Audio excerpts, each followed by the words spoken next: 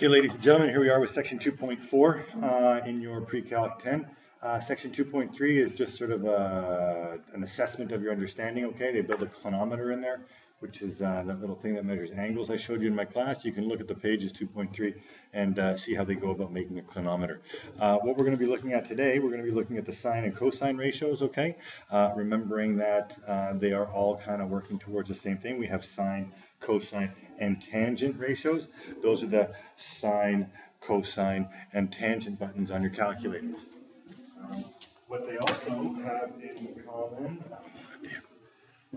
have in common, is that they are using the three sides of a triangle. Okay, so it all depends on what angle we're looking at. When we dealt with the tangent ratio, we saw that it's opposite over adjacent, and that also depended on which angle you're looking at. So if you're looking at this angle, that becomes your opposite, and that becomes your adjacent. If you're looking at this angle, the opposite and adjacent switch. Notice that the one thing that remains constant is that hypotenuse. Okay. Now we can compare these two sides. Notice that we can also compare O and H and A and H as well, okay?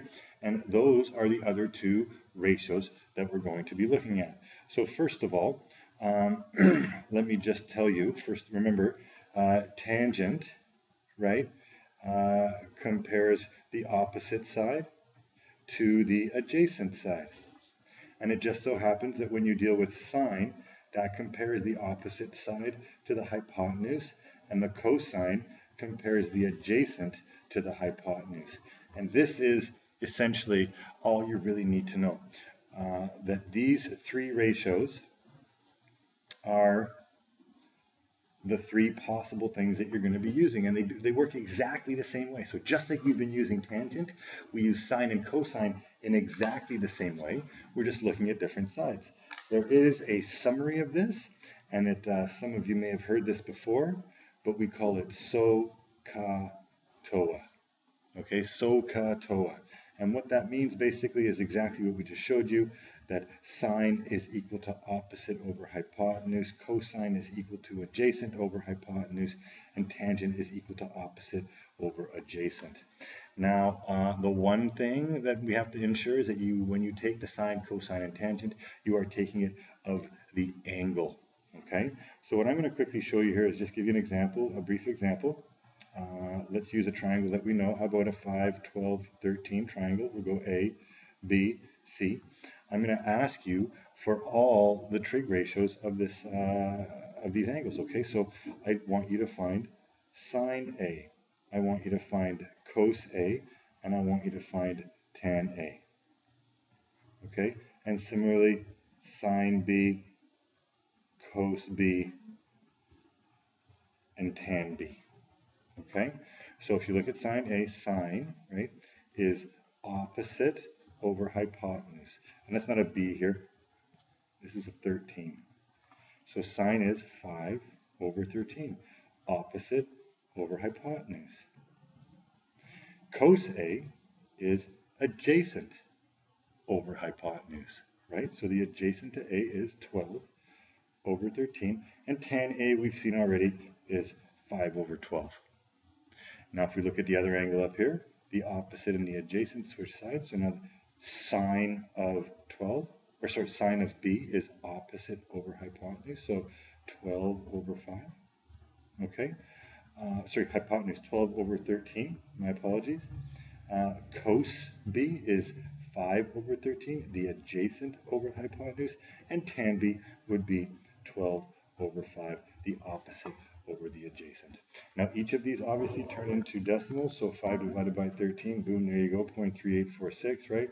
You go 12 divided by 13, boom, you get another decimal. So these values here turn into decimals, and we can read those off our trig tables, or we can read them, get them on our calculators as well. So we're going to look at a couple other things here. What else should we look at? Yes, so there's three types of questions that you are going to find. Okay, so first of all, finding angles, all right, given the sides. Okay, that's the first one. Find the angle given the sides. So what we're going to do is we're going to look at a question here. Boom. I'm always drawing them kind of the same way. Now remember, if they're in a certain way that you don't like it, you can always orient it around. So if you got it like this, or like this, you don't really like it, rotate it until it's in an orientation that you like, okay? So we're looking for angle A here, we'll call it theta, and I will give you 5, 12, 13. Let's do all three again, right? So if I want to find theta, notice that sine theta is equal to 5 over 13. You got cos theta is equal to 12 over 13, and you have tan theta is equal to 5 over 12. Now we've dealt with the tan one before. What it was tan negative 1 of 5 over 12. That's going to give you an angle. Well, we do the same thing here. Cos negative 1 of 12 of that ratio. That's going to give you an angle. And here, same thing, sine negative 1 of the ratio associated with sine. Now, if you thought about it, don't you think that all three of these should give you the same answer? Well, let's have a quick look. Okay, so second, sine of 5 divided by 13. Boom, 22.6. Okay, and now let's do cos of its ratio, 12 divided by 13, 22.6. And let's do the inverse tan now to find the angle of its ratio, 5 divided by 12. And notice that they all give you 22.6. Okay, pretty much exactly the same all the way down to the 8th decimal or whatever it is there. Okay, so that means that angle A in all of these cases, 22.6, 22.6, 22.6, that means that angle A is equal to 22.6. Like I said, these work exactly the same regardless of what ratio you use, sine, cos, tan. It just depends on which sides you have, all right? Now, let's look at the next thing. Finding sides given angle and one side. Okay, so these types of questions, they pop up as well, and they are a little bit trickier, but again, I can show you a couple of different questions here. We will draw something up here. We'll call this 28 degrees. I will call this 15, and I'll call this x. Okay, so x, and then we'll look at y as well. Okay, so to find x. So x and 15. This is opposite, and this is hypotenuse, O and H. Hopefully you can see that we're using the sine one. So sine of what? Always sine of the angle is equal to the opposite over hypotenuse. And in this case, all we do is we multiply 15 times sine 28, and that's going to give me my x. So 15 times sine 28, and we get an answer of 7.04. So 7.04. Now similarly, if we want to find this side here, looking at this angle, that's adjacent and hypotenuse. So if you look up adjacent and hypotenuse, they use cosine.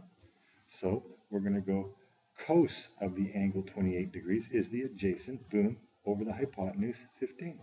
And then when we rearrange it, it's 15 times cos 28 is equal to y, and that's going to be 15 times cos 28 gives me 13.2. So 13.2. So this one here is 13.2. Now I rounded them off, but that's okay. There you go. So this is one type of situation, okay? There's two types when you find this. The first one is the variable, right? That's the x on top. That means that we multiply, which is what we just did here. Okay, you multiplied the 15 times sine 28 or the 15 times cos 28. And the other type of situation you're going to have, I'll show you quickly here. Let's look at this angle up here. Let's call this 55 degrees. We're looking for the hypotenuse, and I have this side here, let's call it 15. So let's figure out what sides we have. If I'm looking at this angle, opposite and hypotenuse, opposite and hypotenuse, opposite and hypotenuse, we use sine or so, all right? So now, sine of 55 degrees is equal to 15 over x. Now, hopefully you can see that there's a situation here that's a little bit different. Before it was x over 15, now it's 15 over x. The variable is on the bottom, okay? So this is the second type. The variable, or the x again, is on the bottom. Now, what do you think we're going to be doing in this case, right? So there's an algebraic way to look at it. You can, but basically I'm just going to tell you, you switch these, okay? So if you want to find x, you put this sign down below. And all you do is 15 divided by sine 55. So 15 divided by sine 55, boom, you get 18.3 to 18.3. So x is equal to 18.3. Okay, so in this case you divide, but there's a process in dividing. You don't go sine 55 divided by 15. Look what would happen if you did that. Sine 55 divided by 15. You get a side that's 0.05. You know that's wrong. That doesn't make any sense at all. So it's the other one, okay? It's not sine 55 over 15, but 15 over sine 55. You do the wrong one, you'll get a nonsensical number. So just do the other, okay? So there's basically three types of questions you're going to have. Where you need to find the angle given the sides. That means that you're going to use sine -1, cos -1, or tan -1. Okay, with these ones now, when you're finding the sides given the angles, you have situation where the variables on top, you multiply. You have a situation when the variables on the bottom, you divide. Okay, now I didn't actually, if once you find the side here, say this is 18.3, okay, this one's 18.3. How do you find the third side? Well, you can do a bunch of different things. Now that you have this, you can do tan, opposite, adjacent. You can do cosine, adjacent, hypotenuse. You can also use Pythagoras. A squared plus b squared is equal to c squared. Lots of different ways to solve these. Okay, and that's the last thing I'm going to put down here. You can all remember, you can always use Pythagoras to find the third side. Pythagoras to find third side. Okay, and the other thing you need to remember is that all your angles add up to 180 degrees. Because then once you find one angle, you can always find the third. Ladies and gentlemen, I hope that helps. Please try some of those questions before you come in on Monday, and we'll answer anything you have, and we'll just keep plugging away at this, folks. All right? Thanks.